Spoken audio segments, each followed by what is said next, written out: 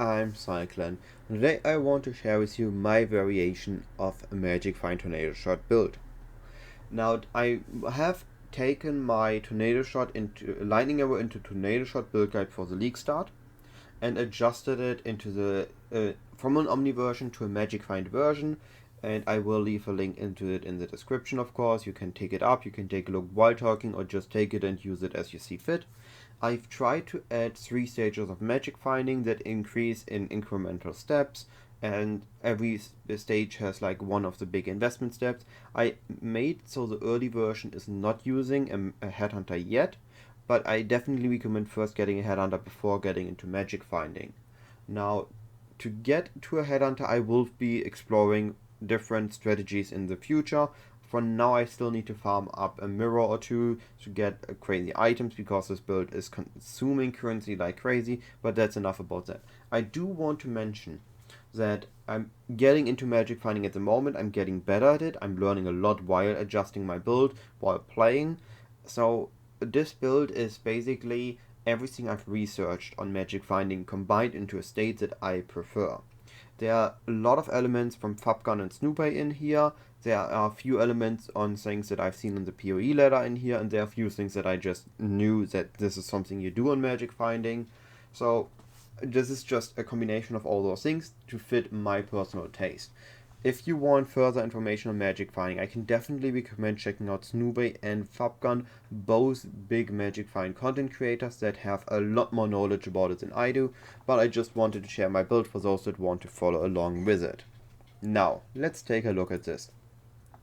Very quickly before we're going to take a look at the path of building of the different stages, I want to showcase how exactly this is working, how a few of the interactions are working that I'm utilizing.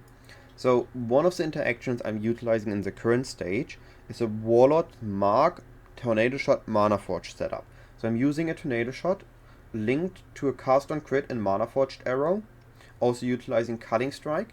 I have it as well linked to a Life Tap, so this means that every attack I do, it will trigger. Every attack I do, it will trigger. You can see it here. Whenever it's off cooldown, it will trigger and it will take my life. And it's going to consume my life until I get to half-life, and then it's going to, it's going to further trigger, but when I'm half-life, I'm only regenerating up to half-life, which allows us to the second stage, but we finish this first. Now we're going to apply Warlord's Mark, and then utilize Focal Point, so when we kill an enemy, this Warlord's Mark jumps to a different enemy, which we then can get a stunning hit on. The stunning hit then grants us rage regeneration, so now we have rage, which we then can use for Berserk, which gives us a defense boost and a clear boost and a damage boost. Now, to be able to stun on an elemental build, we are using an interrogation via the Secrets of Suffering keystone. So for those that want to go with this setup, I basically was just swapping into that. So for those that want to also try this, do note that you cannot chill. And the guide includes gloves with a temple modifier with damage against chilled enemies. The moment we start using the Berserk setup, the gloves do not work anymore. I'm still using the gloves, I'm still going to be recommending the gloves, because not everybody is going to be picking up the Berserk setup. Some people will stay with the Mana Forge setups, or you're going to use the Cycling Aura setup. So just to be noted on that. So we have our secondary Tornado Shot triggering Warlord's Mark, and then the Warlord's Mark gives us Rage, and the Rage gives us Berserk. Now this will also help us to always stay around half-life, because we're going to have a lot of leech in this build and a lot of recovery. So when we are on half-life and we actually use our life flask, and we're getting back to half-life with the attacking and with the enemy sitting on us, we're going to be proccing adrenaline. So as we are continuously losing our life flask during the map, we are going to continuously be proccing life tap and going to continuously be proccing adrenaline, which we are getting from a charm. So we are basically having constant uptime on adrenaline, and we have almost a constant uptime during the map on Berserk, except when we have rares. This is our buffing setup. We are then utilizing Spike Concoction to get an Alchemist the Genius, giving us more flask effect, meaning we also have better uptime here. We then utilize Progenesis and Petrified Blood, as well as Grace and a Jade Flask, and mainly Evasion as our defensive layer, adding a Dread Banner on top of it. The Dread Banner takes accuracy rating away from enemies, meaning our evasion rating is worth more, and is another survivability layer. We do have a bit of vitality, but we want to be at about 60% unreserved life, so that we, even if we don't attack for a while, our divination distillant isn't instantly filling. Now this is the setups for the damaging part. The rest of the gear is really a headhunter and then quantity gear, but we get to that now when we take a look at the PoB. Like I said, I've divided the PoB in early, mid investment and high investment, each having their significant upgrade. Now I have added another stage calling headhunter gear. This is basically my recommendation to farm a headhunter first. You can do this by, for example, with my Legion and Harbinger strategy, or you can do this by farming white map essences or white map beast. With this league we have fields and strand in combination. You can use one white star and run a T5, T6. This will be able to make bank as soon as we're going to get either the split beast or the imprint beast being reverse about a divine, and it's going to be absolutely insanely profitable. But I think this needs still a bit more setup, but just keep an eye on the spreadsheet. I have a page for that on it. Once that spreadsheet says it's good profit, consider picking that up if you're still trying to farm a headhunter. I will be exploring more early strategies to farm a headhunter or farm whatever currency you need to get into magic finding soonish. I'm still just currently in the progress of finishing this character into an insane state. Now, going with the next. So we have the headhunter gear. We want to have, before we getting into magic finding, we want a Hubris ire because we want the damage. We want an essence crafted quiver. We can go with a fractured bow damage or fractured crit multi for this, and we want a high elemental DPS bow. I have crafting guides for the bow and the quiver on my channel. The quiver is a crafting guide from previous league, and before this league started I made an update to the crafting for the bow, so you can check those out if you are unsure how to craft. We're then going to be using for helmet, gloves and boots, just anything that gives us rarity, gives us stats, gives us resistances, gives us life, and then a bit of movement speed on the boots too. We are going to be using a double taming still, and for the amulet, you can use a rare amulet, you can use a Hubris Truth, or you can use a Yoke of Suffering.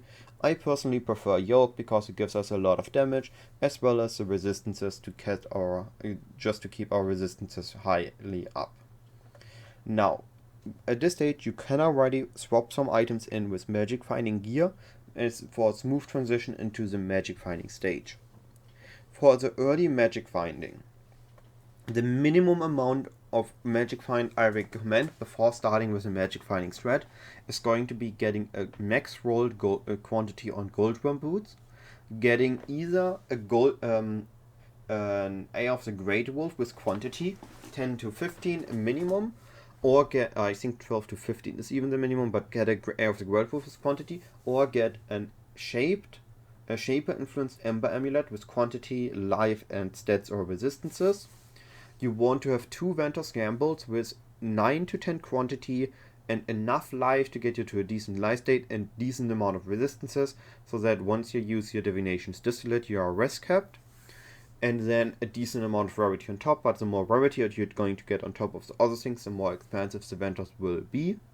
And then you want to get, in this stage, we might not be using interrogation yet. You can already pick it up, it's up to you. But if you aren't picking up an interrogation or don't plan to pick up an interrogation, get gloves with resistances, and then also the temple resistance mod that has against increased damage against chilled enemies and life. Then we get to the helmet. Now I can, if there's enough interest in this, make a video how you can craft these rarity helmets. I personally for now will recommend using a fractured prefix rarity helmet and going with an essence of spite for intelligence, or get into eldritch crafting for prefixes, or get a suffix fractured rarity helmet and use essence of greed into crafting the suffixes with eldritch currency. But I can make a bigger video about it if there is interest for that. Now the helmet should have T1 rarity on prefix and suffix, decent life, some intelligence, and an open suffix to craft the betrayal mod of increased rarity against rares and uniques. We're gonna be using for our flask a jade, quicksilver and gold flask. The suffixes we want are evasion rating, crit chance and rarity. And the prefixes should be charges gained when we are hit by an enemy, or reduced charge used. I prefer the charge gained, and of course the enchantment will be charged when we reach full. Now, when we get to a higher stage of investment, now at latest of now, you should already have a Headhunter. Once you have the Headhunter, the next big upgrade we're going to be working towards is the Progenesis. The Progenesis is going to be a huge survivability bonus. After the Progenesis, we want to look at our tree. The tree early on is a fairly simple tree. It's barely different than our normal tree, except that we are going to be using 2 clusters. The cluster nodes we want are Arcing Shots, Feed the Fury, Martial Prowess, Feed the Fury, Fuel the Fight, and Smite the Weak. And for the medium we want at this stage 2 Pressure Point, Quick Getaway. As we are going to upgrade, once we have the Progenesis, we're going to replace 1 Pressure Point Quick Getaway with a Special Reserve Spike Concoction, helping us with Flask Effect and Flask Uptime. And then we keep the other one, and we're going to be going next for a Massive Thread of Hope. After we have the Progenesis, the next upgrade is a Massive Thread of Hope. It's gonna be a bit expensive this league. It's very expensive this league, don't get me wrong, but it is very powerful, getting us a good amount of life nodes, getting a good amount of stat nodes, also really combining well with the Lethal Pride. Now, for the debate, Lethal Pride against Elegant Hubris. I've been trying to fit an Elegant Hubris onto the build, utilizing the Keystone, where you don't have any attribute requirements, but it always really hurt a lot by just losing the life we get from our strengths, by losing the stats we get from our decks, so I really didn't like it that much yet. I haven't found a way to fit it in where it didn't really hurt the build, and Lethal Pride gives us damage, which we definitely need this league, as well as enough strength, which gives us the strength to use our skills, and enough strength that we get a decent amount of additional life from it. So I will be going with the Lethal Pride for now, but I will keep an eye out to fit an Elegant Hubris with Rarity in as I get into stages of higher investment. Now, again, we can start using Interrogation. We should also be picking up, once we get into Magic, finding at latest of mid-investment, preferably at early, a Chaos Resistance while affected by Purity of Elements, Watcher's Eye. As for a secondary mod on it, anything that gives us survivability, Spell Suppression Grace, unaffected by Enfeeble Grace, or is going to have potential for damage in a later state, and that's really all there is to it. So the main mod is a Chaos Resistance, but we can take any other mod we can utilize on it as well. We can also utilize Charms, which at latest now we should have a decent amount of filled Charms, and is that which was taken.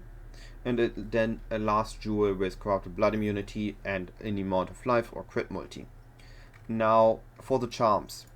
Again, you can already start with those earlier, but at latest now you should definitely have looked into those. The charms we want to have, or the nodes on the charms we want to have. You don't need the specific combinations, just the nodes.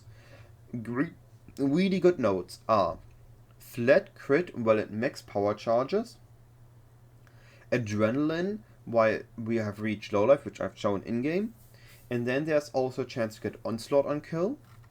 Then there is things like Power Charge on crit, cannot take elemental reflect damage, Banner Skills preserve no life. Those 3 are great to have, and there's really good suffixes that we want to consider are things like enemies that kill by that are afflicted by elemental ailments, which these are alternative elemental ailments, but they're still elemental ailments, so it still works.